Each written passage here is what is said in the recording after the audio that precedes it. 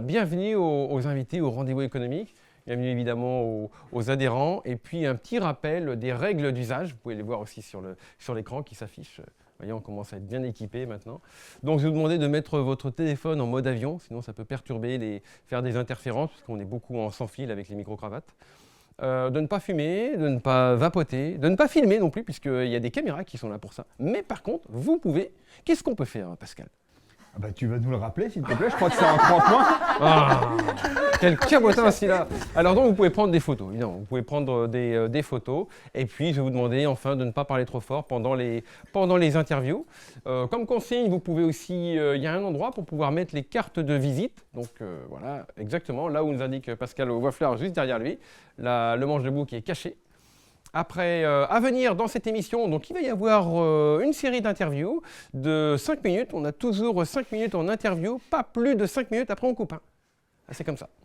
Et puis ensuite, on va avoir un moment interconnexion. Alors les moments interconnexion, c'est des moments particuliers au rendez-vous économique qui ont été lancés il n'y a pas très longtemps. L'objectif, c'est justement de créer de la connexion entre vous. Mais cette fois, vous enlevez votre casquette de vendeur pour la remplacer par la casquette de partenaire. L'objectif, c'est d'arriver à créer des nouveaux partenariats entre vous. Ensuite, on va repartir sur une série d'interviews. Et puis après, il y aura la punch minute. Comment arriver à être inspirant en 60 secondes, voire en moins de 60 secondes. C'est bien ça, Pascal ? Sans doute. Merci. Donc, en fait, c'est le ni oui ni non avec Pascal. Ni oui ni non. Dire ni oui ni non. Et il se débrouille bien. Donc, voilà, tu as préparé toute une série, je crois. Il y a peut-être, voilà. Et pourquoi pas. Éventuellement. Voilà, éventuellement. Donc, les interconnexions, ce sera un moment de 7 minutes pour pouvoir échanger et développer de nouveaux partenariats. Donc, l'émission, les rendez-vous économiques, c'est une émission TV nomade qui est entièrement produite par ses adhérents. On produit des vidéos, à peu près vingtaine de vidéos, 20 à 30 vidéos par mois qui sont diffusées donc, sur notre chaîne YouTube, lesrendez-vous-économiques.tv, et également sur notre web TV qui s'appelle donc lesrendez-vous-économiques.tv. Voilà, c'est le même nom. Exactement. C'était plus facile à retrouver. Il va y avoir une présentation de l'équipe. Alors, qui est-ce qui compose l'équipe des rendez-vous économiques ? Il y a d'abord notre réalisateur favori, c'est Tom qui lève la main droite. Il est cadreur, monteur, et c'est lui qui réalise les montages. Il y a également son assistant fidèle, toujours fidèle au poste, c'est Antoine. La main droite aussi. Merci Antoine. Il y a mon co-intervieweur avec moi, le co-journaliste, c'est Pascal. Pascal qui va co-animer cette émission. Nous avons également notre monsieur cinéma qui fait des photos et c'est Alexandre. Voilà une partie de l'équipe des rendez-vous économiques. Mais les rendez-vous économiques, c'est essentiellement 3 clés à retenir. Est-ce que tu les as retenues cette fois, Pascal ? Toujours pas. D'accord. Ok. Bon, très bien. Bon, après, je pourrais vous demander, puisqu'en fait, vous avez une anti-sèche avec l'écran. Mais voilà, les 3 règles, les trois clés, en tout cas, des rendez-vous économiques, c'est de produire des vidéos, c'est de diffuser des vidéos sur nos médias. Et puis, évidemment, ce sont les rencontres professionnelles et la découverte de lieux atypiques comme ici, Coéthique, à la Chapelle-sur-Inde, où on va en parler un peu plus tout à l'heure. Voilà les trois clés des rendez-vous économiques et puis nos valeurs qui sont la convivialité, les échanges, le partage, le respect mutuel, la bienveillance. Voilà, il y en a encore plein. On est un peu dans ces échanges et on essaye de faire en sorte que ça transpire des émissions. Nos valeurs, ça va être la convivialité, les échanges, le partage. Oui, c'est ce que j'ai dit tout à l'heure. Pardon, oui, nos engagements, je veux dire. Les engagements des rendez-vous économiques, c'est de créer l'événement, de produire des vidéos et puis d'organiser des rencontres. Donc maintenant, on va passer au lieu d'accueil. Le lieu d'accueil, Coéthique, qu'est-ce que c'est ? Eh bien, pour en parler, justement, je vais inviter Hélène à venir parler des rendez-vous économiques. Alors, il va manquer le micro. C'est pas mal d'avoir le micro. Qu'est-ce que tu en penses, Hélène ? Je ne sais pas, c'est toi le spécialiste. Ah d'accord. Eh bien, on va vous donner un micro, Hélène. C'est un micro, mais... Ça y est, le micro Merci. est arrivé. Après, je chante une chanson. Et c'est parti. Tu pourras chanter. Je prends pour une chanteuse, là. Ça va, comme ça ? Voilà. Et puis poil. Et tu regardes la caméra d'Antoine. Okay. Tu me regardes je regarde pas les gens. Non. Mais c'est pas marrant, ça. Ouais, je sais que c'est pas marrant. Même si j'aime bien Antoine. Allez, je vais commencer par la présentation. Dès que Tom me donne le feu vert, c'est parti, Tom ? Bonjour et bienvenue au Rendez-vous économique, l'émission qui donne la parole aux entrepreneurs et aux porteurs de projets. Nous sommes aujourd'hui chez Coéthique à La Chapelle-sur-Erdre et l'émission est réalisée sur le thème le bien-être en entreprise. Alors, pour pouvoir en parler aujourd'hui, j'ai le plaisir d'accueillir Hélène Thauvin. Bonjour Hélène. Bonjour Philippe. Donc tu es la gérante et la fondatrice de Coéthique, oui. c'est bien ça. Oui, tout à fait. Alors le bien-être en entreprise, pour toi ça résonne puisque Coéthique c'est le coworking éthique, c'est bien ça? Oui, tout à fait. Alors qu'est-ce qui est le mieux, le bien-être ou être bien? Ah, justement, ça c'est une bonne introduction parce que en y réfléchissant en venant ici, je pense que oui, c'est une question d'être bien déjà soi-même, d'être aligné avec ce qu'on fait. Voilà. Donc le bien-être en entreprise, il y a plein de choses qui se font en extérieur, mais c'est déjà être bien soi. Tout à fait. Être bien en soi et donc c'est pour ça que tu as créé l'espace Coéthique? Oui, tout à fait, parce qu'en fait, moi je suis une ancienne responsable ressources humaines, donc je travaillais beaucoup en entreprise avec des salariés, et j'avais envie de créer quelque chose qui me ressemble, et d'être auprès des gens de façon différente, sans ce côté management justement, et j'ai vraiment grand plaisir à travailler avec des indépendants qui sont bien dans leur travail, ça se ressent, il y a vraiment, c'est le jour et la nuit entre ce que je vivais avant et ce que je vis aujourd'hui. Être bien dans son travail, être bien dans sa peau, bien dans son métier, justement il faut un bel espace pour ça. Alors qu'est-ce qu'on retrouve à Coéthique? Alors on retrouve différents espaces, on a des espaces privés, on a des bureaux privés où les personnes sont là à l'année. Ils peuvent partager leur bureau, recevoir leurs clients. J'ai des personnes qui sont dans le bien-être, être bien dans le bien-être, voilà. Le lien est fait. Et puis, alors j'ai 11 bureaux à peu près, 15 résidents qui sont là à l'année. Moi, j'ai ouvert en septembre 2020 et j'ai des personnes qui sont là depuis le début, donc toi qui es là. Oui, tout à fait. Après, j'ai du coworking, donc ça, on travaille en open space, à la demi-journée ou à la journée. Donc, c'est des personnes qui viennent régulièrement, mais 1 ou 2 fois par semaine pour sortir de chez eux, pour justement la séparation entre vie perso et vie pro. C'est aussi important dans le bien-être au travail. Donc, ils sortent de chez eux pour venir travailler et se concentrer sur ce qu'ils ont à rendre en tant que freelance ou en tant que télétravailleur. Et puis ensuite, j'ai 6 salles de réunion. Donc ça, c'est la plus grosse partie de mon activité. 6 salles de réunion, oui. C'est pas mal quand même. Hein. Oui. Donc il y a tous les volumes. Tous les volumes, on peut faire plein de choses différentes. Je fais beaucoup, il y a beaucoup de formateurs qui viennent ici, mais aussi des réunions d'entreprise, des personnes qui viennent faire des rendez-vous individuels qui n'ont pas forcément un bureau au mois. Voilà, c'est très varié et j'ouvre le matin, le soir, le week-end. Donc on peut faire plein de choses. Je travaille avec des associations aussi qui peuvent faire des AG ou des choses le week-end qui s'adressent plutôt aux particuliers. On peut organiser des ateliers aussi? Oui, tout à fait. Les ateliers, ça peut être en position debout, position assise, position Exactement. sur des coussins. Exactement. Ouais, il y a de tout. Ou coucher aussi. Coucher aussi, ah oui, d'accord. Sur des tapis. C'est un autre genre d'atelier. Oui, non, mais c'est plutôt l'atelier le soir du coup alors. C'est important pour le bien-être, oui, bon. C'est vrai. Être bien justement, c'est vraiment parler.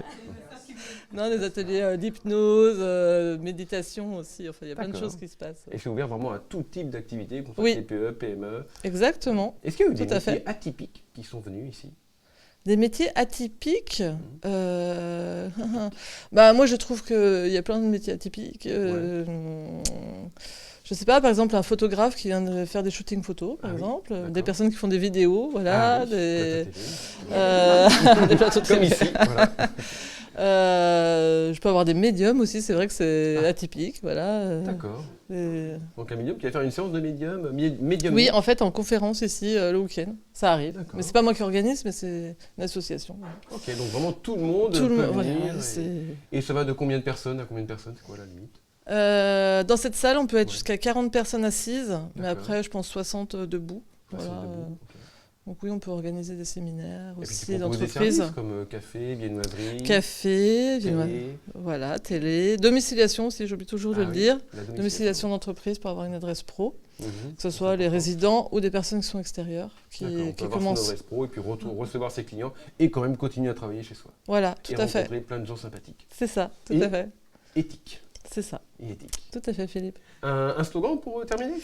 Alors, partageons nos richesses. Voilà, partageons nos richesses. Chez Coéthique, on partage ses richesses, on crée du lien, on rencontre des personnes. Chez Coéthique, on crée du lien. Voilà, super. Tout à fait. Merci Hélène. Merci Philippe. C'était Hélène. Merci. Alors, on va passer à l'interview suivante. Ça va être Emmanuel. Alors donc, vous allez le voir, avec les rendez-vous économiques, nous, ce qu'on aime, c'est bouger un petit peu, c'est sortir des sentiers battus. Donc Emmanuel, tu es là. Emmanuel, tu vas venir là, à la place de Jeanne. Je suis désolé, Jeanne. Et puis Pascal, s'il te plaît, tu peux te mettre là. Là. Donc, ça sera... Ça va être comme ça. On va filmer dans ce sens-là. On se met bien On dans ce bouge un sens-ci. petit peu les Voilà. caméras. On se met dans ce sens-ci. Comment On se met dans ce sens-ci. Comment veux-tu qu'on se mette? Ah, comme ça. D'accord. Très très bien. Parfait. Non, laisse Non. Tom. Comment tu voulais faire, Tom? Qu'est-ce qu'on a dit? Non, on va être dans ce sens-là. Emmanuel est ici. Mais ouais. Emmanuel, là, t'es très bien. De dos. On est de dos.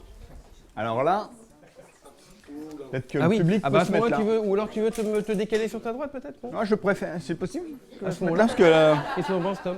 le public est derrière. Réfléchir avant les gens derrière. Est-ce que tu Ouais. ça tirait si toi tu viendrais à ma place plutôt? Et si on inverse Ouais. D'accord. Ok. On inverse les places. Donc toi, tu peux venir à la gauche d'Emmanuel, Pascal. Ouais, je préfère. Merci. Et puis Pascal préfère. Voilà. Voilà. Donc Il y a là, on est toujours un petit temps comme chez d'organisation. Ardisson, le public est derrière, quoi. Et exactement. Mais là, tu peux voir un peu le public. Je sais que ça te fait plaisir de voir le public. Bah, moi je préfère, mais bon, c'est. Ouais, bien sûr. Emmanuel, il se sent Emmanuel, est-ce que encouragé. t'es là. bien, Emmanuel? C'est important d'être bien. Bon. On est concentré, on est tout oui. Que On va-t-il travaille se la passer? confiance hein, quand le public est derrière. Ouais, c'est ça. Ok. Comment, tu veux un clap? Eh oui, Micro, les gars, micro. le micro. Alors voilà. Alors Tu cherchais un assistant, mais là je crois que là tu. Le micro. Voilà, entendu. super. Alors, Alors mets-toi Emmanuel, bien qu'est-ce pour que la tu vas nous puis, chanter je finalement Alors. Figure-toi que c'était mon premier métier. Ah oui. Donc, Tu chantais quoi à l'époque? Je chantais ma musique, mes chansons. Ah, d'accord, tu étais auteur, compositeur, interprète. tu dis pour le Voilà. son. Il y avait un groupe qui s'appelait les Cry Splinter. Voilà. Et là, tu as commencé à faire de l'ombre à des gens comme Johnny, etc., Sardou. Et là, ils ont décidé Ah ouais. Oh la vache. C'était dingue, ça. C'est fou ce qui se passe dans les maisons de production. quand même. Est-ce que c'est bon là? Est-ce Ouais, que on démarre. Eh les ben rendez-vous alors, économiques, est-ce qu'on peut... Ouais, faut pas que tu on bouges de démarre trop, Pascal. Hein. Ok, tu nous dis? Là, t'as bougé, Pascal. Tiens, décale-toi un peu sur ta gauche, s'il te plaît. Non, ou ta gauche, l'autre gauche. Voilà. Pas de politique en ce moment. À gauche, il n'y a plus grand monde. Hein, là, Ouais, mais t'es très bien là. T'es bien là. Emmanuel Croaille, sous vos applaudissements. Super. Emmanuel, donc tu es sophrologue confirmé, et aujourd'hui on se connaît déjà, donc je pense qu'on va aller relativement vite sur la première étape. La notion d'action positive, prendre le parti de l'humanité, c'est des mots qui te parlent. Oui.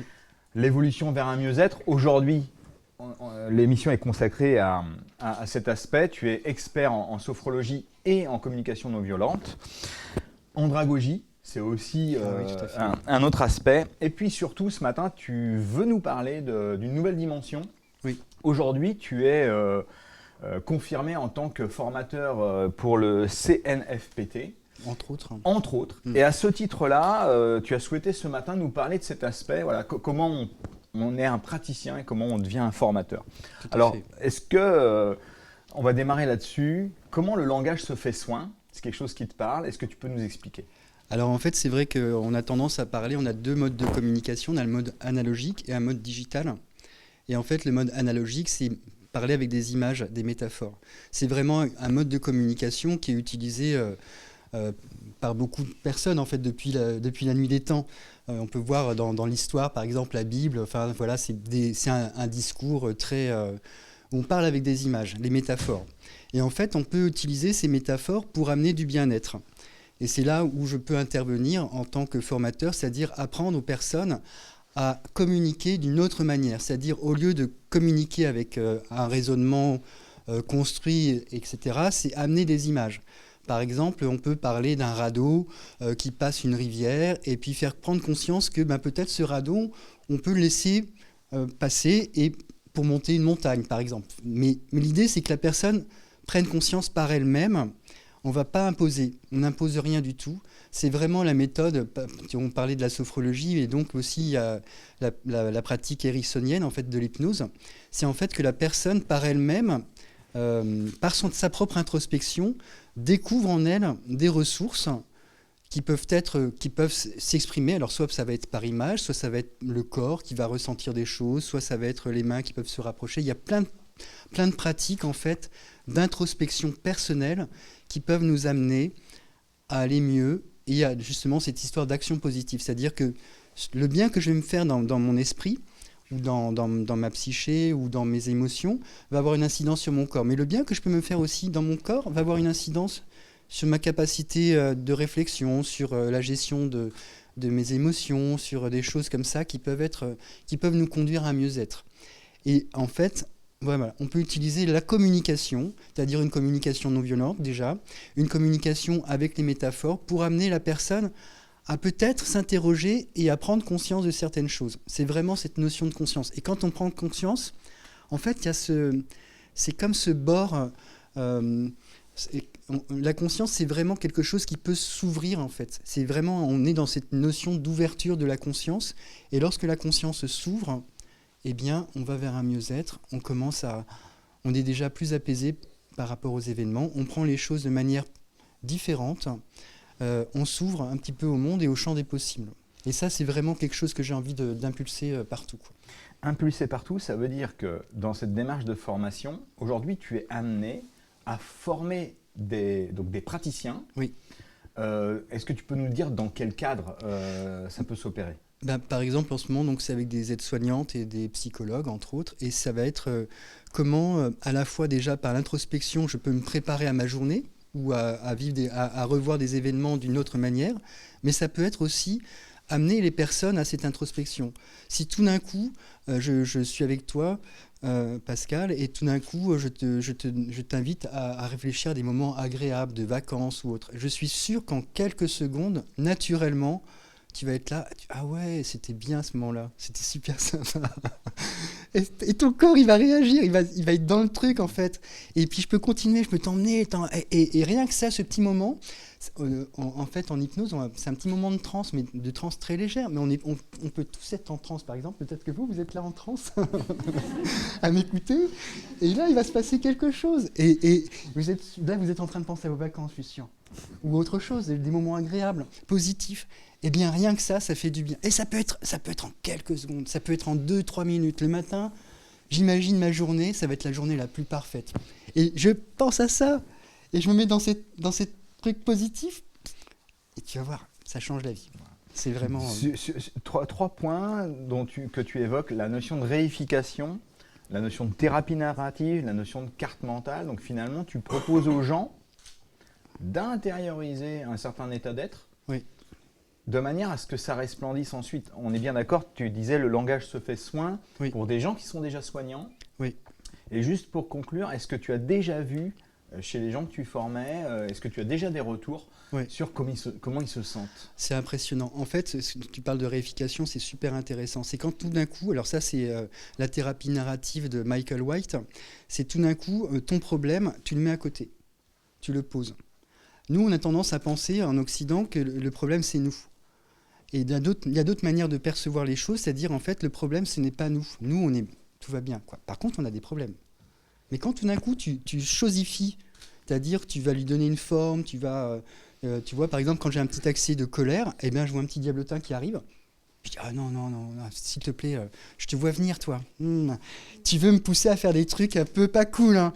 Mais non, moi j'ai envie de rester bien, je suis bien là, donc s'il te plaît, on se revoit tout à l'heure. Et puis ça marche. Ça paraît un peu foufou, hein.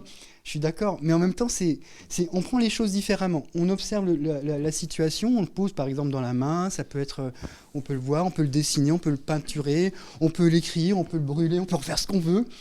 Mais voilà, c'est-à-dire, et en même temps, on prend de la distance par rapport à toutes ces choses qui peuvent ne pas être agréables, en fait, désagréables. La colère, ça peut être utile, hein, par exemple. C'est un sentiment qui peut nous mettre de la distance, qui nous permet de dire j'existe aussi. Mais quand c'est trop, ça devient... on met tout le monde dehors, quoi. Et bon, c'est pas cool. Hein. Voilà. Donc, autant le mettre de côté, et puis, on respire. Merci beaucoup, Emmanuel, de nous avoir transporté en vacances ce matin. Merci. Merci beaucoup. Merci. Alors, on change ? Oui, on va se mettre par là. Devant ici, là ? Donc le public vient vers moi ? Non, on vous laisse mettre là. D'accord, donc ok. Moi, je pense. C'est toi qui viens intervenir le jeune, c'est moi qui viens intervenir le jeune. Ah non, c'est toi, oui. Oui, c'est moi. Oui, Ouais, d'accord. c'est bien toi. Ouais. Non, non, il n'y a pas de problème. On va se mettre... Oui, on disait par là. Ah bon? Ah, tu veux en faire une ici? Ok, eh ben on va en faire une ici. Pardon. Bon, j'invite le public à venir vers moi parce que franchement, c'est. Ah, Hop c'est là. pas pareil, on a Voilà. une autre perspective Une là, partie, c'est incroyable. Une partie, ouais. C'est un peu. Ouais, tu vas partir. Si vous voulez, ou alors je suis seul à regarder dans ce sens-là, comme vous voulez. Je vais mettre là. Ok. N'hésitez pas à venir. On va Hein, voir les questions qu'on a évoquées. Ok. hier, hein. parce que, franchement, Qu'est-ce que Philippe, ça représente pour le il vaut quand bien-être même le coup d'être vu de face quand même. parce, que, Merci, merci. parce que plus je le regarde, plus il me fascine. Plus tu le regardes et plus il se décompose de seconde en seconde. One Welfare, hein, c'est ça. On dirait un One acteur. Welfare, qu'est-ce que ça représente? En quoi consiste ton équipe? Quel est ton Oui, c'est projet, un sûr, mot t'as raison. on avait dit. L'accès un peu bien-être animal, parce que au niveau du Il était bon, bien-être animal, forcément, c'est aussi évoqué. Super. De quelle manière ça rebondit? Oui, ok. Allez, ça y est, vous êtes prêts? Moi j'attends que tout le monde soit prêt. Hein. Il y en a un au fond qui discute là. Jeune homme? Le jeune homme, s'il vous plaît, avec les cheveux blancs? Oui. Pardon? Oui, vous discutiez. Excusez-moi. Oui. Oui, dissipé, voilà, c'est ça. Merci Alexandre. C'est bon? Vous bien penser à regarder la caméra. Ok, d'accord.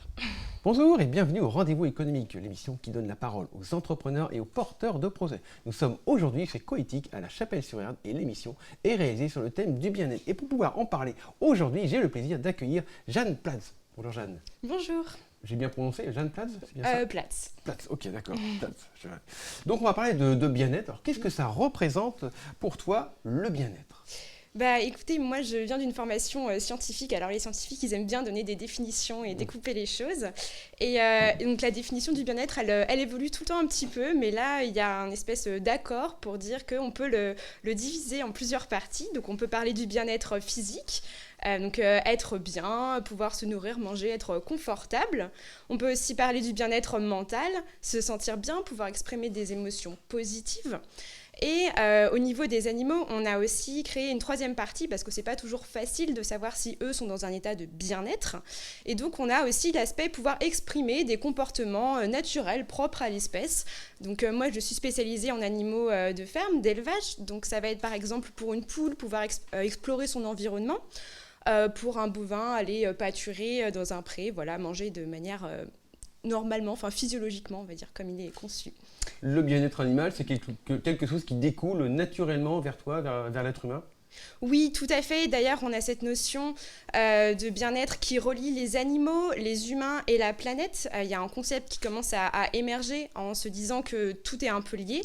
Et bah, par exemple, travailler avec des animaux qui sont dans un état de bien-être, et bah, forcément, quand on est autour, quand on est éleveur, quand on est vétérinaire, ça va faire une expérience plus agréable.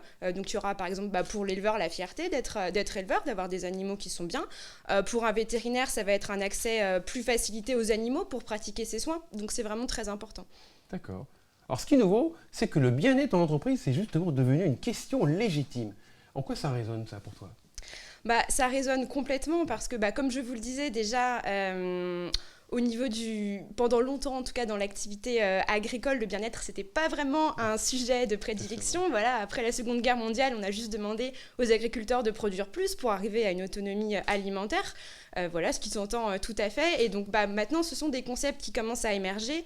Donc nous, au niveau des vétérinaires, par exemple, pour les éleveurs, pour les entreprises, comme je vous l'expliquais avant.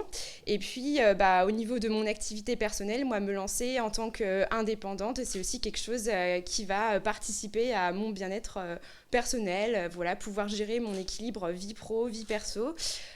Et pouvoir choisir mes missions et les gens avec qui je vais travailler. D'accord. Alors sur ton profil, on peut voir cette mention One Welfare, un seul bien-être. Pourquoi avoir mis cette mention? Tout à fait. Alors, donc, la traduction, comme vous l'avez bien expliqué, de welfare, c'est bien-être en français. Et donc, comme je vous l'expliquais un petit peu tout à l'heure, C'est vraiment, on a envie d'avoir une approche plus globale où un animal dans un état de bien-être va faire que les gens qui travaillent autour d'eux seront aussi dans un état de mieux-être. Et puis on se rend compte qu'en fait, quand on veut promouvoir le bien-être en élevage, on arrive à des élevages de taille un peu plus raisonnable, des animaux qui vont aller dehors. Et en fait, tout ça va être en lien avec la planète, tout simplement, avoir moins d'impact sur l'environnement. Et voilà, et donc on se rend compte qu'avec une action sur, par exemple, un animal, finalement, on va toucher tous les humains qui évoluent autour, et puis l'environnement également des élevages. D'accord, ça te compte, ça compte, c'est vraiment important en tout cas pour Oui. toi. Est-ce qu'on pourrait dire que le bien-être, c'est un véritable sujet de militantisme? Oui, complètement. Là-dedans, ouais. Complètement. Par exemple, dans le bien-être animal, c'est vrai que les premiers, comment dire, la première fois qu'on a évoqué ces sujets, c'était beaucoup des ONG, voilà, des associations. Donc maintenant, tout le monde, heureusement, s'empare du sujet. Mais c'est vrai qu'il faut quand même un petit côté militant pour essayer de faire bouger les choses. Parce qu'en fait, les animaux, on peut très bien les élever, les produire en ayant des conditions de bien-être assez minimales. Voilà, ça fonctionne quand même. Maintenant, nous, on essaye d'aller au-delà. D'accord. À travers toutes ces questions, on a pu comprendre donc, le fait que tu aies un lien avec le bien-être animal. Justement, est-ce que tu peux nous parler de ton activité? En quoi consiste ton métier? Oui, bien sûr. Donc là, je suis actuellement en création d'activité. Donc elle va se créer dans les jours qui viennent. Donc c'est tout récent. Et en fait, moi, je me propose de conseiller les entreprises donc, liées à l'élevage. Ça peut être des groupements d'éleveurs, des industriels, voire même jusqu'à la grande distribution. Et donc de les accompagner pour avoir des pratiques mieux-disantes en ce qui concerne le bien-être animal, mais également la biodiversité, parce que l'environnement et l'écologie, c'est quelque chose qui me tient à cœur et aussi sur lequel je me suis formée. Voilà, ça te tient à cœur. Je sais qu'il y a d'autres choses qui te tiennent à cœur également, comme l'actualité. Alors justement, dans l'actualité de la grippe aviaire, est-ce qu'on est dans le bien-être animal? Alors c'est un sujet assez controversé parce que par rapport à la grippe aviaire, qui peut être apportée par les oiseaux sauvages qui migrent, on a donc donné comme consigne en France de rentrer tous les animaux à l'intérieur. Donc là actuellement, toutes les volailles sont rentrées. Il y a quelques dérogations, mais vraiment très peu. Et donc ça pose des questions. Ça pose des questions par rapport au consommateur qui va acheter un animal, enfin un produit étiqueté animal plein air, alors que c'est pas le cas pour les volailles. Donc ça c'est un souci de bien-être aussi, c'est important pour les volailles de pouvoir explorer le parcours. Donc là on a un peu ce décalage, je dirais, entre moi le côté de ma formation qui est le côté sanitaire, empêcher un contact avec un virus, et puis qui vient se confronter au côté bien-être en se disant oui mais en fait il faut quand même que les animaux sortent. Et d'ailleurs en sortant et en étant moins confinés, c'est un peu comme le Covid, on se rendra peut-être compte que au final en regroupant tout le monde dedans, c'est peut-être pas si bien que ça. Donc il y a beaucoup de réflexions qui sont à l'œuvre à l'heure actuelle pour essayer de déterminer quelle serait la meilleure solution pour les animaux. Ouais, pour l'instant, ils n'ont pas encore trouvé de meilleures solutions. Bon, Exactement. je pense qu'on a fait le tour. Merci beaucoup, Merci Jeanne. C'était ta première interview. Oui, tout à fait. Bon, on peut applaudir Jeanne pour sa première interview. Merci beaucoup, Jeanne. Et maintenant, nous allons parler de quoi, Pascal? Et maintenant, on va passer où? On va passer juste à côté. Et oui, vous avez pu voir. On va se retrouver ici, à votre place. Et alors, on va parler de graphisme. De graphisme. Et de support print digital, du design sur mesure. Est-ce qu'on peut faire du sur mesure? Eh bien, Isabelle, justement, j'ai pour toi un journaliste sur mesure. Il a été fait pour toi. Il ne faut pas le bouger. Voilà. Malheureux. Ici? Oui, ouais, très bien. Très bien. Ouais, Ok, très parfait. bien. Là, comme ça. Lui, il faut regarder lui ou la caméra. Ou lui, ou peut-être la caméra. Et le micro. Tu nous dis quand c'est bon? Eh bien Parfait. non. Eh bien non, je te laisse décider. C'est moi qui décide. Voilà. Pardon. Je demandais à Isabelle si elle est d'accord. C'est toi qui me On peut démarrer? Oui. Non, bien sûr, non, tu peux pas démarrer. Faut sérieux un petit peu. Faut pas qu'il bouge. Ouais.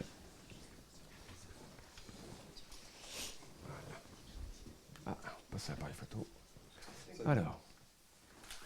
C'est bon? C'est bon, Tom? Ok.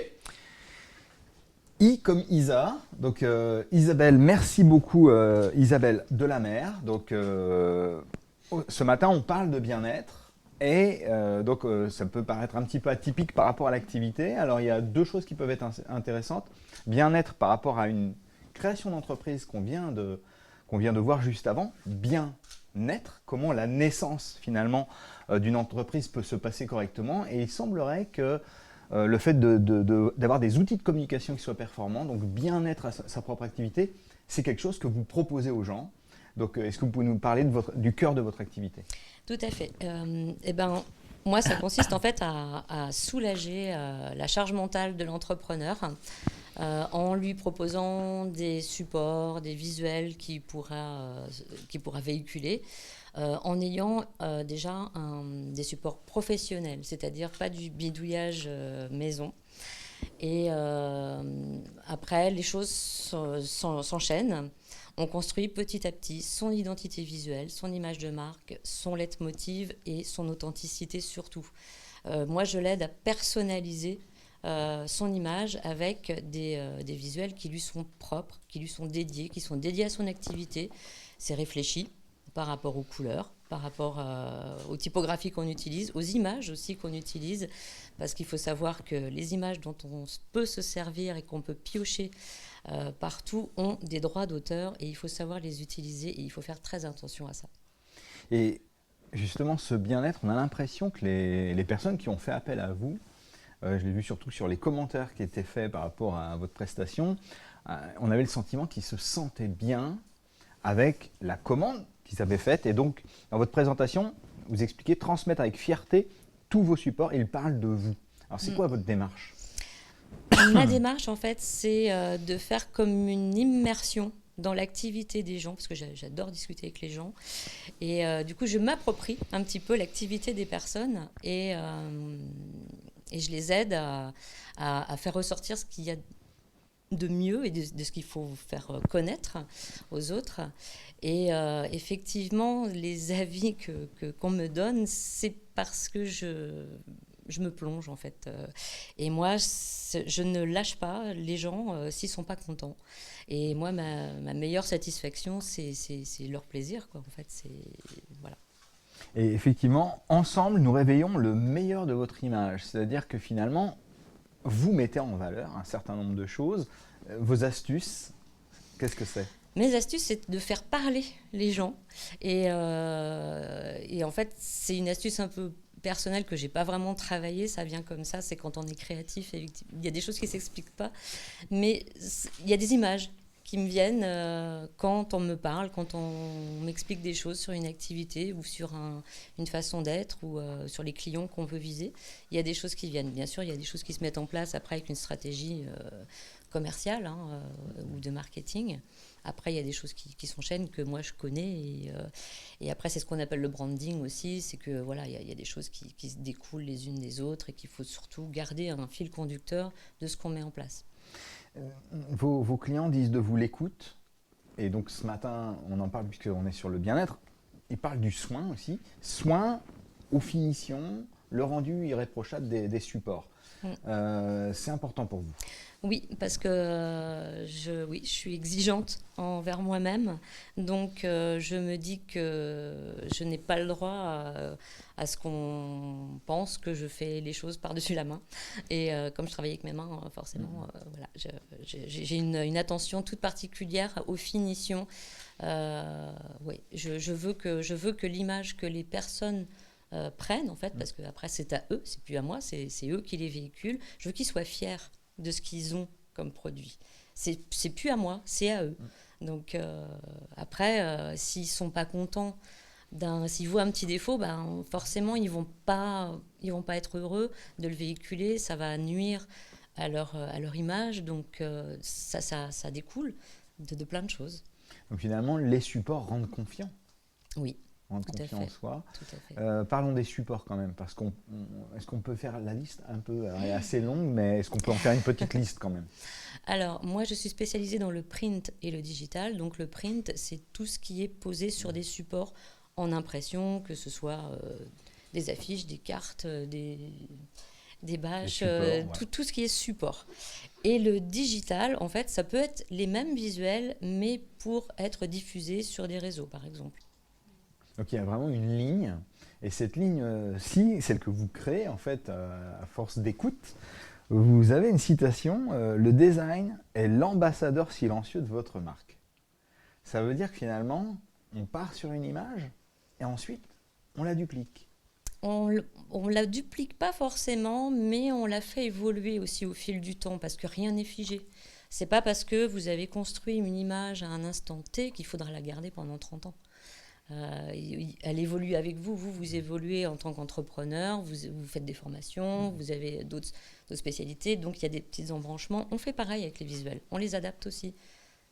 Voilà. Donc c'est cette démarche silencieuse qui est intéressante, c'est finalement tous ces supports-là, ça construit la personne. Donc je voulais vous remercier pour ce que vous faites pour vos clients. Merci. Et donc on vous souhaite une bonne continuation. Merci beaucoup. I comme Isa. Merci. Merci. Super. Merci Pascal. C'est un moment particulier maintenant. C'est un moment particulier, moment d'interconnexion. On va Le vous moment proposer. d'interconnexion. On va vous proposer. On a 1, 2, 3, 4, 5 pôles. Je vais vous proposer de faire connaissance mutuellement.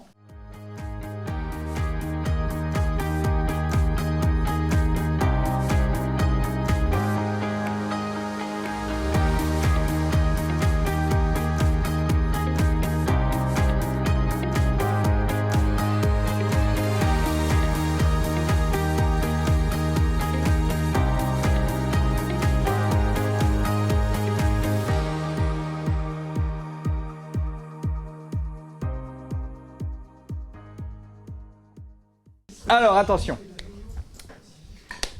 Alors, c'est intéressant, extrêmement intéressant. Alors, on y va. Si. On peut démarrer? Alors, après le bouton rouge et... Alors, on accentue le E, si c'est. Hein. Oui, si c'est. Voilà, pas de problème. Il y a l'accent. Voilà. Ok, parfait. Je donne mon rouge. C'est bon? C'est bon, je peux démarrer. Monsieur Daniel Cissé, quelqu'un d'expérience. C'est intéressant pour les entrepreneurs qui sont ici. Il y a des jeunes entrepreneurs qui démarrent. Il y a des gens qui sont déjà confirmés. Et vous, un chiffre intéressant, 15 000 formés. Ça représente quand même un peu de monde. 8 livres, peut-être plus? 11. 11 livres. 11 livres, donc c'est quand même un certain nombre de références. Donc je nous invite tous à être extrêmement attentifs à ce que vous allez pouvoir nous dire, parce qu'effectivement, l'idée, c'est aussi d'être inspiré. C'est aussi l'idée d'être ensemble. On est sur le bien-être. Vous êtes un spécialiste des techniques commerciales et managériales. Un concept intéressant, le négoïste. Un néologisme intéressant. Est-ce que vous pouvez nous expliquer finalement cette démarche? Oui, un égoïste, c'est exactement ce qu'est un enfant, c'est-à-dire donnant, mais moi plus. Et dans le cadre de la négociation, comment on met ça en place tout en étant dans le bien-être de la relation? Alors déjà, ce qui est toujours intéressant, c'est que quand on regarde comment on négocie ici, je veux dire dans notre économie occidentale, c'est pas du tout comme en Afrique. Ici, quand on dit on coupe la poire en deux, on pense que c'est 50-50. Je rappelle que, par exemple, Louis XVI a été coupé en deux et c'était pas 50-50. D'accord? Donc, quand on dit on coupe la poire en deux, ça peut être 20-80 et c'est pas un problème. Il faut être déculpabilisé par rapport à ça. Alors, moi, je suis quelqu'un qui aime beaucoup les images. Et tout à l'heure, tu parlais on parlait du profil. Dans une bonne négo, en fait, ce qui est important, c'est d'avoir un profil capable de faire face. Réfléchirez ça. Dans l'idée de faire face, lève-toi et marge. Lève-toi et marge. C'est ce qu'on appelle une négociation complètement assumée, décomplexée. C'est ce que vous voulez apporter. Et c'est pas qu'à la gare Saint-Lazare. Qui plus est. Oui, qui plus est. Oui, donc ça c'était la quatrième de couve du bouquin qui s'appelle « Et Dieu créa la vente ». Pour ceux qui ici démarrent, j'ai entendu tout à l'heure des gens qui parlaient de communication. Donc moi j'ai écrit 11 bouquins, il y a eu des livres qui ont été mis dans les relais H à l'époque, etc. Et ce qui est important, c'est comment quelqu'un choisit un livre quand il va prendre le train. C'est un premier visuel de dire qu'est-ce que c'est que ce truc? Je tourne la page, il y a une phrase qui me semble un peu rigolote. Je feuillette, il y a quelques dessins, on dit tiens, ça va me faire le... Et c'est comme ça qu'on achète un livre. Et donc ce qui est important, c'est justement qu'est-ce qui va impacter les gens d'une façon générale. Et moi, je suis un homme de mission, je ne suis pas un homme de fonction. Alors, je vais reprendre une citation qui est assez simple. Donner une mission à quelqu'un, vous en faites un missionnaire. Donnez-lui une fonction. D'accord. Ah, mais ayant été 25 ans fonctionnaire, je suis quand même content d'être passé chez les missionnaires. Et en plus, vous avez bientôt, puisque honnêtement, la position du missionnaire procure plus de plaisir. Alors, puisqu'on en parle, c'est intéressant, sans transition, le management du Père Noël. Absolument. Alors, qu'est-ce qu'on peut dire de ça? Alors, le management du Père Noël, c'était quelque chose d'assez fort. C'était est-ce qu'on a besoin d'y croire pour que ça marche? Eh bien, on peut tout à fait faire des choses qui marchent sans qu'on y croie. La preuve, c'est que la plupart des gens ici ne croient plus au Père Noël et tous les ans, ils fêtent Noël. Alors la démarche était assez simple, c'était de se dire, quand on regarde un petit peu, quand on est petit jusqu'à 1 an, 2 ans, 3 ans, 5 ans, on croit au Père Noël. Dès qu'on vieillit, on se rend compte que finalement, ça n'existe pas. Eh bien, l'entreprise, c'est un peu la même chose. C'est-à-dire que quand vous rentrez dans l'entreprise, on pense qu'on a des idées, ça va être super, et au bout d'1 mois, 2 mois, des fois 3 mois, on s'aperçoit qu'on n'a que ce qu'on amène. Ça, c'était le premier point. Et le deuxième point, quand vous regardez le prix que vous avez payé en cadeau à Noël pour les autres, et la valeur du cadeau que vous avez reçu, vous avez toujours l'impression de vous être fait baiser. Et je me dis, ça, c'est l'entreprise. Et donc, j'ai écrit un bouquin qui s'appelle, en effet, Le management du Père Noël. Alors, on va parler votre structure Business Training. Oui. Vous êtes en train de démarrer sur un concept innovant, Oui. Click and Progress. Est-ce que vous pouvez nous en parler un petit peu? D'accord, Click on Progress en 2 mots. C'est click et Voilà. on progresse. Le principe, c'est les calendriers de l'Avent. Calendrier de l'Avent, vous ouvrez une fenêtre et vous découvrez le chocolat. Des fois, vous aimez, des fois, vous n'aimez pas, etc. Eh bien, on a monté quelque chose en digital pour on va dire, améliorer le présentiel. C'est-à-dire que suite à une formation présentielle ou pas, d'ailleurs, vous allez sur le site. On vous propose une situation, ça peut être de la vente, du management. Alors par exemple, vous êtes dans l'immobilier et on vous dit « Bonjour, vous êtes agent immobilier », on vous donne un nouveau fichier. Et sur ce fichier, c'est marqué « Agence s'abstenir ». Quelles sont les 3 pistes pour réussir à avoir des clients? Et là, le film s'arrête. Tous les gens qui sont inscrits vont répondre à ça. Au bout de 2-3 jours, voire une semaine, suivant ce qu'on a pris, on clôture les contributions. Le lendemain de la clôture, on affiche toutes les réponses de tout le monde. Et on propose à tous les gens inscrits de voter pour les meilleures contributions. Au bout de 2-3 jours, voire une semaine, suivant la formule, on clôture les votes. Et là, vous avez l'affichage des premiers, des derniers, jusqu'aux derniers. On peut lever l'anonymat sur les 3 premiers parce que ça va leur faire plaisir. Les derniers, on va pas lever l'anonymat.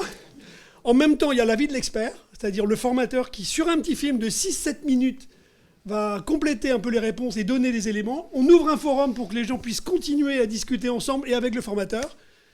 Et après, on clôture. Et la semaine d'après, un nouveau cas. C'est intéressant parce que tout ce que vous venez de nous dire, donc c'est l'aspect conceptuel. Est-ce que finalement, aujourd'hui, vous vous positionnez en tant que passeur par rapport à ce que vous venez de dire? Oui, enfin moi j'ai 63 ans, donc c'est vrai que j'ai aussi monté ça parce que bon, au bout d'un moment en présentiel, c'est compliqué d'avoir son âge. Bon là, avec un peu de maquillage et une bonne vidéo, je vais pouvoir continuer à faire passer un peu de messages. Mais je pense qu'en effet, il faut que tout change pour que rien ne change. Et ça, c'est donc important. Je pense qu'ici, il y a des gens qui vont démarrer, des choses. Ils vont vivre exactement ce que j'ai vécu. Ils vont aller voir leurs amis qui vont leur dire « Oh, c'est formidable ton idée. Je vais t'envoyer des clients. » Et puis, vous verrez, la première année, vous ferez des comptes. Moi, j'ai vécu ça pendant des années. Et je trouve que c'est toujours important de voir qu'il y a des jeunes... Moi, je crois beaucoup au Kevin, Jordan et autres Anaïs. Parce qu'ils paieront la retraite des Daniel. Alors, merci beaucoup Daniel Cissé pour votre intervention. Vous avez vu l'art de la formule. Je pense que la communication, c'est souvent quelques mots bien sentis. Merci beaucoup pour cette véritable formation. Merci. Merci à vous. Merci. Très très bien, merci. Super. Alors, qu'est-ce qui se passe maintenant? Qu'est-ce que tu fais là? Où est-ce que tu en es? Alors, où est-ce qu'on en est? Le moment cinéma. Exactement, on va C'est parler ça. de cinéma d'entreprise. En quoi ça consiste? Eh bien, donc avec Emmanuel qui va nous... Non, c'est pas Emmanuel, c'est Alexandre. Eh bien alors, on va prendre Alexandre alors du coup. Pardon mademoiselle, je vais devoir passer. On va parler de cinéma d'entreprise et de bien-être. comment est-ce qu'on va passer ça? Le cinéma d'entreprise et le bien-être. Bien-être. Ouais, ah bah écoute, on va essayer de trouver quelque chose. Peut-être te baisser un peu le micro? Non? Non, c'est bon. Bon, super. Tu veux le baisser un peu? Il va falloir diffuser les cartes. Je suis d'attaque. En principe, j'ai ma voix. La voix de saison est partie. J'ai récupéré la mienne. En principe. Bon, est-ce qu'on va arriver à faire attendez, mieux que attendez, deux Daniel secondes. là? Parce que là, c'est monté d'un haut. Ah ouais, alors, j'ai j'ai le le challenge quand même. de Hein. faire mieux là. Daniel, t'es pas sympa. Hein. J'ai du challenge à passer derrière toi là. Est-ce que les lunettes ça va ou est-ce que je les enlève? Est-ce que Daniel, tu peux faire voix off ou souffleur pour aider un peu Alexandre? Non. Non, ça, bon. je vais m'en Ça va le sortir. faire, ouais, je Je vais pense m'en que tu vas bien sortir. débrouiller. On est pas mal? Super. Et je suis où moi? Ah, je suis là. Toi, t'es là. Ouais, T'es là. Enfin, t'es 2 secondes. là.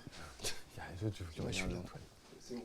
Bonjour et bienvenue au Rendez-vous économique, l'émission qui donne la parole aux entrepreneurs et aux porteurs de projets. Nous sommes aujourd'hui chez Coéthique à la Chapelle-sur-Erdre et l'émission est réalisée sur le thème du bien-être. Mais quel bien-être? Eh bien justement, pour en parler, j'ai le plaisir d'accueillir Alexandre Godard, notre monsieur cinéma d'entreprise. Bonjour Alexandre. Bonjour Philippe. Donc aujourd'hui, on va parler de bien-être, Oui. bien-être, ou être bien, ou justement, comment arriver à parler de bien-être et à parler de cinéma d'entreprise. Pour pouvoir en parler, justement, tu vas nous décortiquer un film. C'est pas le dernier film de Francis Lawrence, mais un des derniers films, il date des années 80. Il a été réalisé par Francis Lawrence. On retrouve dedans Keanu Reeves. Keanu Reeves. Keanu. D'accord. C'est hawaïen. Et donc, c'est quelqu'un qui est vraiment totalement en phase avec le bien-être. C'est bien ça? Ouais, je vais juste récupérer. C'est 2005 le film. 2005. Ah, 2005. D'accord, ok. C'était justement Keanu était dans sa période post-Matrix, donc il était hautement bancable, il remplissait les salles. C'était, il venait de faire plus d'1 milliard avec les 3 films Matrix, donc on lui a offert ce rôle-là. Le rôle de John Constantine, adaptation de la bande dessinée Hellblazer, ou John Constantine Hellblazer, BD anglaise. Et la particularité de ce personnage, c'est qu'il est effectivement éminemment sympathique et tout à fait empathique. C'est évidemment très ironique, parce que non, pas du tout. Non, c'est une... Pourquoi il est sympathique alors? C'est une ordure de la pire espèce. Alors, il fait un métier vachement sympa, il est exorciste. Il faut imaginer que dans la diégèse de l'univers, Dieu existe. J'ai dit un gros mot peut-être. Non. Je vais revenir sur la diégèse après. Donc, dans cet univers-là, Satan existe, Dieu existe, et si vous vous suicidez, vous allez en enfer. D'accord. Alors, petit aparté, la diégèse, c'est l'univers du film. Voilà, donc il faut imaginer que dans l'univers du film, il se passe certaines choses, ce qui ne se passe pas chez nous. Le terme utilisé en cinéma, c'est donc diégèse. Et Constantine, c'est une personne sympathique, donc qui a fait une tentative de suicide, qui est donc condamné à l'enfer. Et histoire d'être condamné encore plus vite, il fume, et histoire d'être encore mieux, il a le cancer, et histoire d'être encore plus sympathique, il a décidé d'être aussi bête avec lui-même et avec les autres. Il diffuse du bien-être par tous les pores de sa peau, et il emportera tout le monde avec lui dans la tombe. Donc le personnage typique qu'on a hâte de voir dans un film. Ah ouais, absolument. Donc c'est l'anti-héros de base, mais de base, et il faut qu'il y ait comme... que Keanu Reeves arrive à nous accrocher jusqu'à la fin du film pour nous dire « Allez, peut-être que ce personnage est intéressant. » Et effectivement, c'est intéressant, parce qu'il a des gens qui l'aiment autour de lui, et il lui faut du temps pour se rendre compte que ces gens-là vont l'aider à s'en sortir. Il y a un médecin qui lui dit « Il faudrait que tu mettes tes affaires en ordre, il faudrait que tu fasses attention, fumer, ça va pas t'aider. » Il continue. Il y a un petit jeune qui en veut, qui veut l'aider, parce que ce qu'ils font, c'est super important. Ils évitent une invasion de démons sur la Terre. C'est juste une petite mission. Et il refuse, le personnage de Constantine, l'aide de ce personnage. Et il faut que ce personnage meure à la fin pour qu'il se rende compte, si j'avais été plus sympa, trop tard. Néanmoins, il se rattrape en se sacrifiant lui-même, et ce faisant, il guérit. Qu'est-ce que ça veut nous dire du bien-être? Voilà, exactement. Il faut se sacrifier. Alors, non. Bon. Hollywood, c'est formidable, mais c'est pas la vraie vie. Okay. On va pas demander ça à tout le monde. Mais quelle est l'importance du bien-être? Ce que nous montre le personnage de Constantine, c'est que si on ne fait pas attention à son propre bien-être, on va pas en diffuser beaucoup plus. L'important pour un chef d'entreprise, c'est d'être bien lui-même, parce que s'il est bien, il va diffuser ce bien-être autour de lui. Et ce faisant, tout le monde va travailler beaucoup plus sereinement, va être beaucoup plus à l'aise. Vous n'aurez pas de départ, vous n'aurez pas de sacrifice, vous n'aurez pas ce genre de choses à faire. Donc soyez bien vous-même. Si vous avez un métier de bien-être, aidez les autres à être bien eux-mêmes, vous ne ferez que des choses bien. vous aiderez les gens à aller mieux. Allez, et comment alors justement, en prenant pour base le film Constantine, arriver justement à créer une vidéo dynamique où respire la santé, le bien-être? Comment créer une vidéo dynamique où respire la santé et le bien-être? Déjà des gens qui sourient. Et il y a des choses très simples. Il faut sourire, il faut montrer comment vous travaillez, l'image juste de ce que vous faites, comment vous le faites, les gestes que vous employez. Tout ceci va montrer à quel point vous diffusez le bien-être à travers votre bien-être à vous. Mais l'important, c'est de partir de soi. Soyez bien vous-même. Soyez bien vous-même pour que ça transpire de la vidéo, du film, parce que le film communique, envoie des informations, pas uniquement par l'image, mais aussi par du texte, par du son, par tout un ensemble d'informations. Tout à fait. Il ne faut pas être anxiogène et il ne faut pas vouloir rejeter l'autre, il faut l'accueillir. Même celui qui vous veut du mal quelque part. Parce que c'est un peu le principe d'ailleurs de la fin du personnage de Constantine. Il accueille le mal pour faire le bien. D'où son sacrifice. Mais en accueillant le mal, il permet à d'autres de vivre, de survivre, voire d'obtenir carrément l'absolution. D'accord, donc accueillir le mal, Alexandre, pour bien faire son film, c'est ça? Exactement. C'est un petit peu ça. Accueillez-moi, je suis mauvais. Bon, merci beaucoup Alexandre. Merci. C'était la Minute Cinéma. Merci. On va là-bas. Et maintenant, nous allons retourner par là et nous allons parler de clown. Oui, de clown. Qu'est-ce que c'est qu'un clown? À quoi sert donc un clown? Quelle est l'utilité du clown? Eh bien, on va en parler avec Xavier. Xavier Petit, viens avec nous. Pascal, tu vas être là-bas. Georges Clownesque. Tiens, attends, quel beau jeu de mots. Alors, on va s'approcher un petit peu. On va se rapprocher un petit peu, tout à fait. Donc, clown, Très très bien. Evie. T'as amené un artifice, un nez rouge? Alors, Okay. c'est la dernière interview? C'est notre dernière interview? Exactement. Oui. Après, je ferai ma présentation. D'accord. Ok. On va vous inviter à vous rapprocher un petit peu, s'il vous plaît. On peut peut-être faire un moment d'interconnexion après. Pour moi, ça va être un peu compliqué.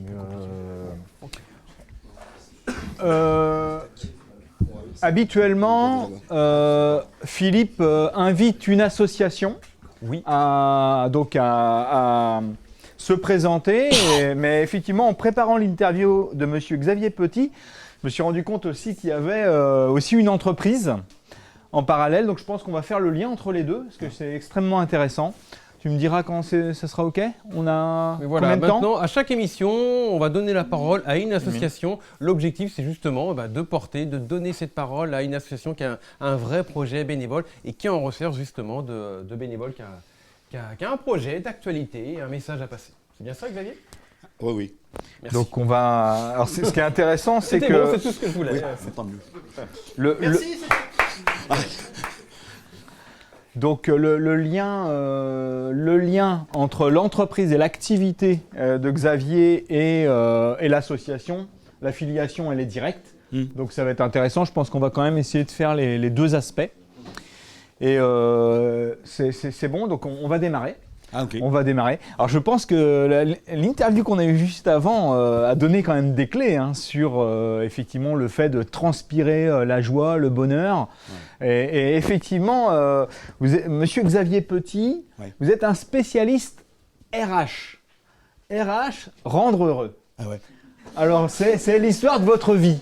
Et donc l'art de la formule par rapport à Monsieur Cissé tout à l'heure, rendre heureux. Oui. Est-ce que vous pouvez nous dire ce leitmotiv, comment vous l'avez en vous finalement? D'abord, avant toute chose, je voudrais remercier les gens qui ont mis le micro parce qu'ils sont rappelés de mon nom. Je m'appelle Petit, donc ils ont mis le micro tout en bas. C'est drôlement bien. Donc, comment ça m'est venu? Écoutez, moi, je suis éducateur spécialisé de formation initiale. J'ai travaillé avec des populations assez difficiles, notamment avec des populations délinquantes.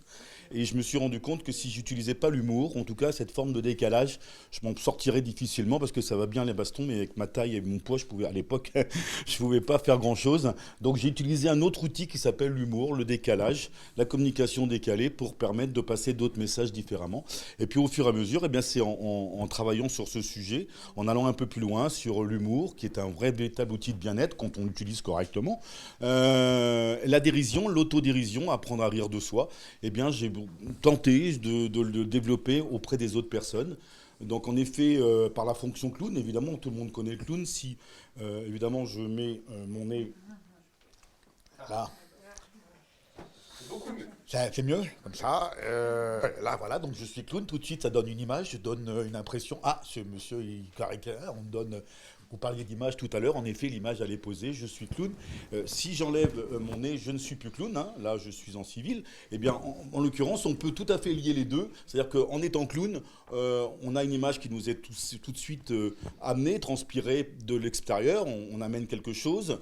La principale difficulté du clown, c'est qu'il y a des gens qui ont peur du clown, donc il va se moquer de moi, Donc voilà, c'est tout autour de la dérision, de l'autodérision, et puis de la limite entre l'ironie, qui n'est plus de l'humour, et la dérision qui reste de l'humour. C'est très fragile, c'est assez... voilà.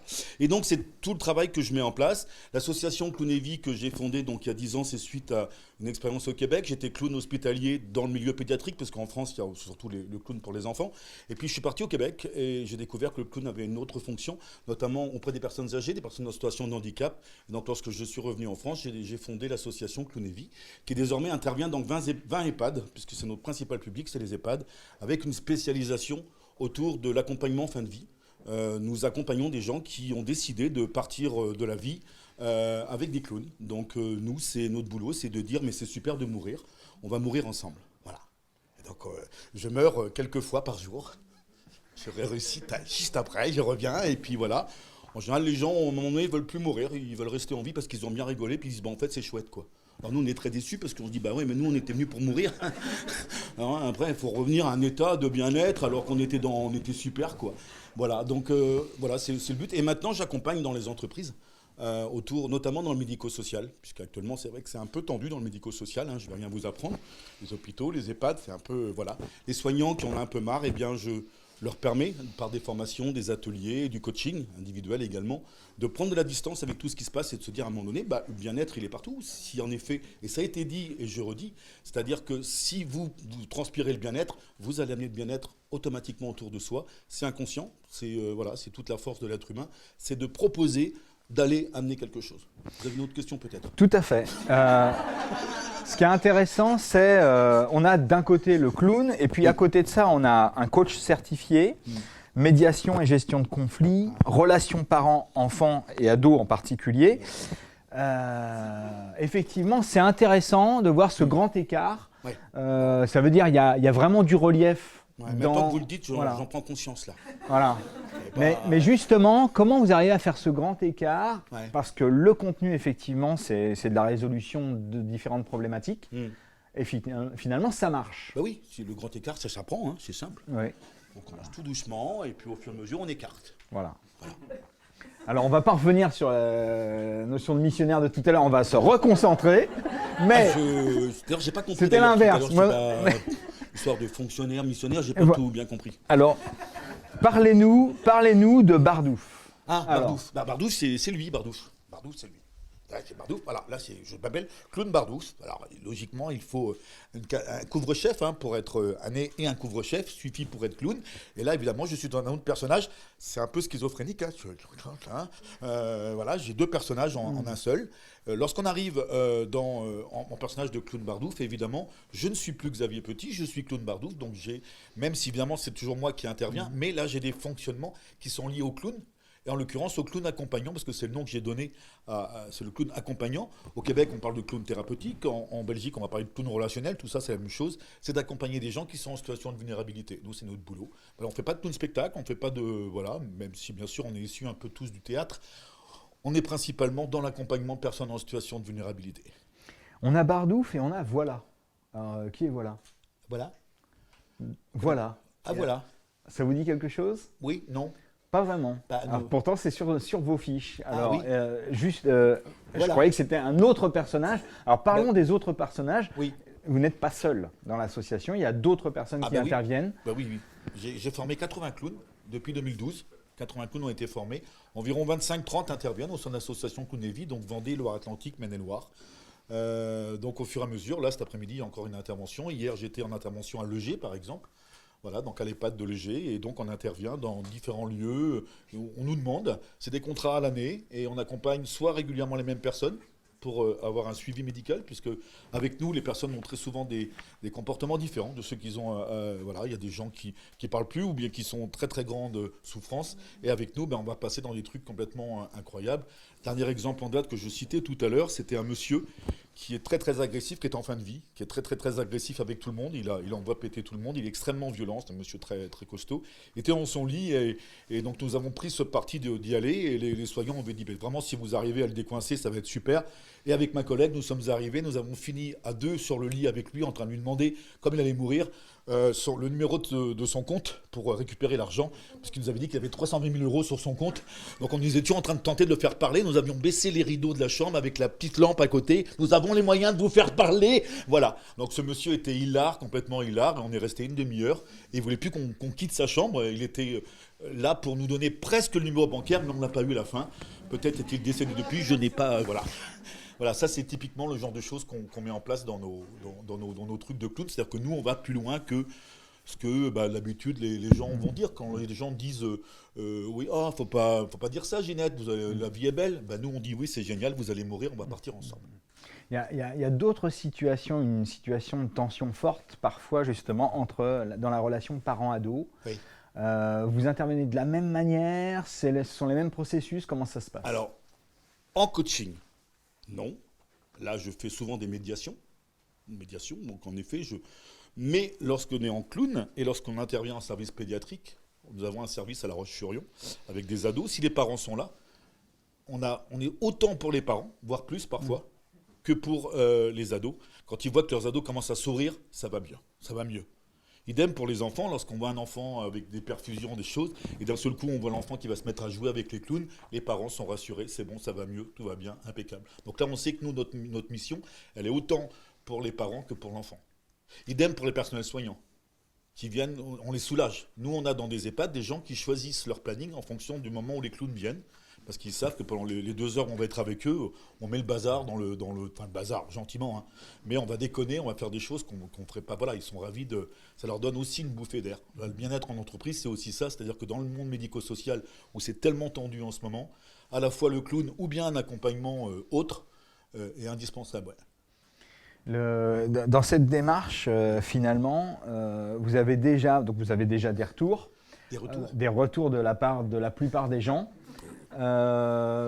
Et effectivement, vous parliez de plus d'une 50aine de personnes formées. Est-ce qu'aujourd'hui... 80. Est-ce qu'aujourd'hui, vous êtes toujours en évolution, en recherche de nouveaux partenaires, alors non, là, nouveaux bénévoles? On est saturé, on est saturé en termes de demande, donc là on ne peut plus faire plus pour l'instant. L'association est en train de voir comment réfléchir à un nouveau fonctionnement à partir de l'année prochaine.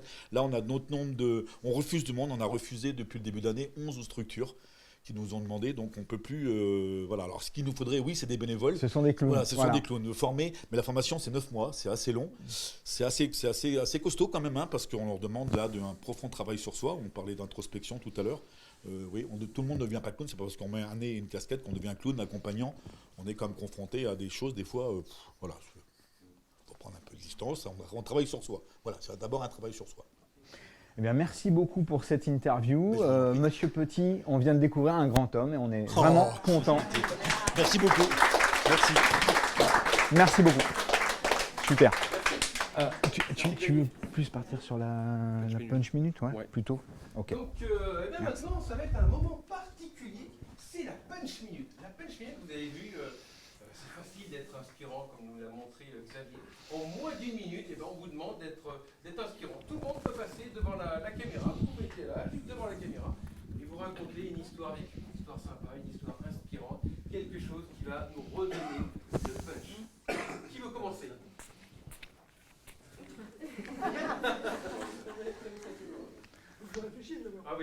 Moi, je vais commencer parce que voilà. Pascal. Mais c'est parce qu'en fait, c'est Xavier qui m'a inspiré. Parce qu'en fait, dans une autre vie, j'étais professeur de français et dans une autre vie, il y a plus de 25 ans, donc j'ai créé une association pour les malades et accidentés donc sur Saint-Jacques. Et effectivement, on allait donner des cours à des jeunes qui étaient déscolarisés à cause d'un accident grave ou d'une maladie un peu particulière. Et donc ensuite, je me suis retrouvé plutôt dans une autre unité avec des enfants qui étaient dans des bulles en fait. Et donc on savait qu'ils allaient décéder, donc ils étaient atteints d'une leucémie. Et en fait, ce qui était très intéressant, c'est qu'au bout d'une heure de cours, le jeune, eh bien, alors qu'au début il était fatigué, il était vraiment, il était mal, eh bien au bout d'une heure, eh bien, il se sentait en forme et il était joyeux. Et en fin de compte, pourquoi ? Parce que pendant une heure, il s'était intéressé à autre chose. Pendant une heure, il n'y avait pas la maladie, il y avait les cours de français, il y avait les cours qui avaient été envoyés par le prof, etc. Il fallait les faire. Et donc, ce que fait Monsieur Petit, voilà, ça a réveillé ça sur le fait qu'effectivement, à un moment donné, on peut donner un peu de son temps et ça a un impact. Effectivement, ces jeunes-là sont décédés. Ils sont décédés les uns après les autres. Et donc, nous, on accomplissait notre mission. Et effectivement, à l'instant T, je pense qu'on soulageait effectivement tout le monde.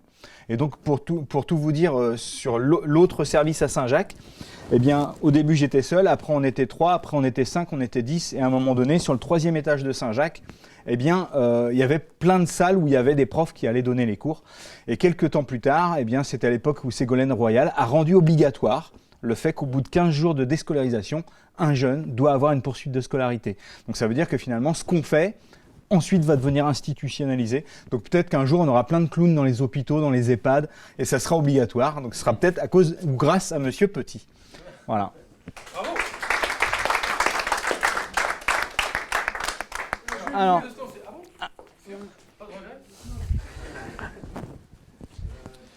tu veux que je regarde là?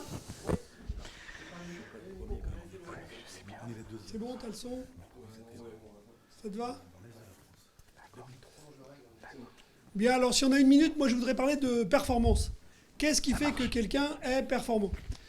Pour être performant, deux choses importantes. Un, il faut être plus compétent. Par exemple, moi qui forme des commerciaux, tout le monde sait, le savoir, qu'il faut prospecter. Pas très compliqué. Deuxième niveau de la compétence, le savoir-faire. Par exemple, si vous appelez en disant bonjour, vous n'avez besoin de rien, non, par hasard? Si jamais vous avez quelque chose, à ce moment-là, passez-moi un petit coup de fil. Forcément, on va vite arriver au bout du fichier. Donc le savoir-faire. Savoir-faire. Donc est-ce que quand on est compétent, on est performant? J'en connais plein, moi, des gens compétents, qui ne sont pas performants. Vous voulez maigrir? Pas de problème, vous lisez un bouquin, vous savez exactement ce qu'il faut. Il ne faut pas prendre l'apéro, il ne faut pas manger de cacahuètes, 80% d'huile. D'accord, faut éviter le chocolat, faut pas manger le pain. Je vous rappelle quand même qu'une baguette de pain blanc, c'est 25 sucres. D'accord, vous savez ça. Donc, vous passez tout ça et vous êtes donc compétent. Mais vous maigrissez pas. Parce que pour être performant, il faut être compétent et il faut être motivé. Et motivé, il y a deux choses importantes. Soit vous avez besoin, j'ai besoin de perdre 3 kilos, je vais courir 10 minutes, 20 minutes, 30 minutes, je m'arrête, je remonte sur la balance, j'ai déjà perdu 1,5 kg. Super, mais ça ne va pas plus loin. Soit vous avez envie.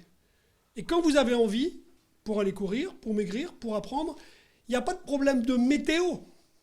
Il n'y a pas de problème d'apéro, etc. Vous avez envie, vous y allez. Donc ce que je voudrais simplement vous dire, si vous voulez être performant demain, il faut être bien sûr d'abord compétent et surtout, il faut être motivé par l'envie. Allez, pour vous, bonne performance. Wouh!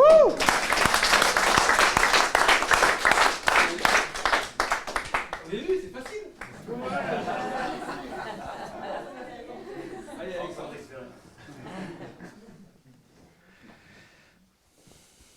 Est-ce que là c'est bon pour le son? Ok. Moi je vais être un peu funeste, hein. C'est vrai qu'il y a quelques temps, on a regardé les candidats qui se présentaient à l'élection, on s'est tous dit « Oh là là !» Mais vous savez, il y a des trucs sur lesquels on n'a pas prise, il y a des trucs sur lesquels on a prise. Alors, moi ça c'est une petite chose qu'un quelqu'un que je connais qui m'a appris, qui s'appelle la sphère d'influence. La sphère d'influence, c'est les choses qui vous touchent et sur lesquelles vous avez un impact, vous pouvez agir. Il y a la sphère qui est extérieure à celle-ci, qui est la sphère de préoccupation. C'est ça vous touche, mais vous ne pouvez rien y faire. Si vous voulez être bien, si vous voulez faire les choses bien, concentrez-vous sur votre sphère d'influence. Laissez tomber ce que vous ne pouvez pas atteindre, parce que c'est la meilleure manière de vous faire mal. Donc, plutôt que de vous faire mal, faites-vous du bien et agissez là où vous pouvez agir. Merci. Bravo.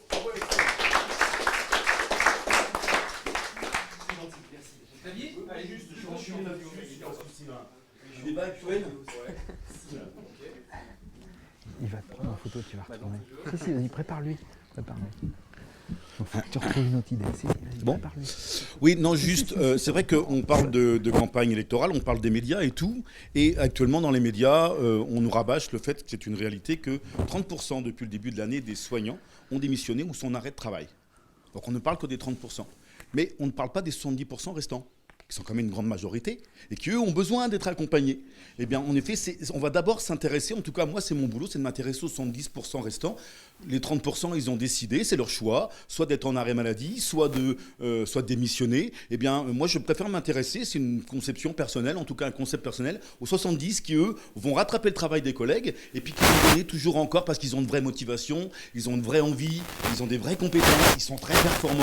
Eh bien, ceux-là, on va encore plus les accompagner, parce qu'ils le méritent qu'ils soient accompagnés encore plus que... Je ne critique pas les 30%, ils font ce qu'ils veulent, hein. Mais en tout cas, posons plus d'attention sur les 70% que sur les 30%. C'est ça aussi la positivité, c'est regardons toujours le verre à moitié plutôt qu'à moitié. D'accord.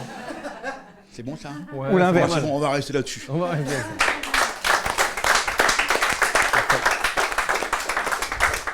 Est-ce que quelqu'un d'autre veut passer? Non? Bon, on va continuer à avancer. Alors, tac, tac. Voilà. On va arriver à la fin de l'émission. Donc après, je vais faire une présentation de pourquoi adhérer au réseau des rendez-vous économiques. Et après, vous pourrez à nouveau récupérer, continuer le café et faire à nouveau des échanges entre vous. Les 5 raisons pour adhérer au rendez-vous économique, eh ben, vous allez pouvoir repartir avec une vidéo interview de votre activité. Vous allez participer à un réseau professionnel. Vous pouvez avoir plusieurs vidéos puisqu'on vend des packs de 2, 4 ou 5 vidéos. Et puis vous découvrez évidemment de nouveaux entrepreneurs, de nouveaux lieux puisqu'à chaque fois, on est là pour faire découvrir des nouveaux lieux. Adhérer au rendez-vous économique, c'est à partir de 350 € hors taxe par an. Il y a 20 émissions, il y a 20 émissions par an, donc 2 émissions par mois. Il va y avoir quelques nouveautés à partir du mois de mai, et puis je vais y arriver tout à l'heure. Mais voilà, à partir de 350 € hors taxe par an, vous pouvez venir à chaque émission avec un invité, et puis donc profiter d'un réseau dynamique. Une interview au rendez-vous économique, donc c'est une interview, si l'interview dure 5 minutes au tournage, elle va durer au montage 2 à 3 minutes. On essaie d'avoir un montage un peu plus serré, avec un ajout de logo, un ajout de texte dynamique, pour que vous auriez oublié de mentionner certains éléments, donc on peut les rajouter aussi dans la vidéo. Et vous avez évidemment les droits de diffusion et d'exploitation du fichier numérique qui vous est envoyé. Et à cela, on diffuse nous aussi les vidéos sur nos réseaux, la chaîne YouTube et la web TV. Dans les 6 derniers mois, eh bien, nos 10 derniers adhérents ont cumulé plus de 50 000 €. Donc on est très très fiers de ça. N'hésitez pas, adhérents, à envoyer des recommandations et à donner justement le chiffre d'affaires que vous avez pu cumuler en quelques mois. On peut le retrouver dans les recommandations sur LinkedIn.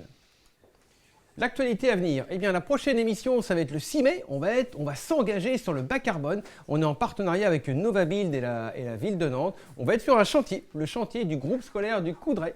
On va découvrir ce nouvel endroit et puis on va donc parler de bas carbone. La nouveauté, on l'a fait à un moment donné, on l'a arrêté. On va revenir sur des visioconférences, mais à partir du 13 mai, dans un format un peu plus court. Ça va durer 1 heure, il y aura 4 interviews, mais il y aura aussi des salles justement où vous aurez l'occasion d'échanger entre entrepreneurs. Et puis arrive enfin la date fatidique du 20 mai. Le 20 mai, c'est une date exceptionnelle pour nous puisque les rendez-vous économiques auront 3 ans. Alors pour fêter les 3 ans, on a accepté l'invitation de la communauté de communes de Pornic à investir leurs locaux, le Work-in Pornic. Un bel espace de travail aussi, puisqu'il fait 1800 m². Donc vous allez pouvoir aussi découvrir de nombreux entrepreneurs. La petite différence par rapport aux autres émissions, c'est qu'on est là de 8h à 16h, avec des moments bien particuliers, de 8h à 10h, de 10h à midi, de midi à 14h. Ça va être justement l'anniversaire et plein de surprises des rendez-vous économiques. Et puis ensuite, enfin, de 14h à 16h. Le thème, ça va être sur l'innovation. On sera justement sur le printemps de l'innovation. Donc, on va parler d'innovation. Est-ce bien utile pour développer son activité ?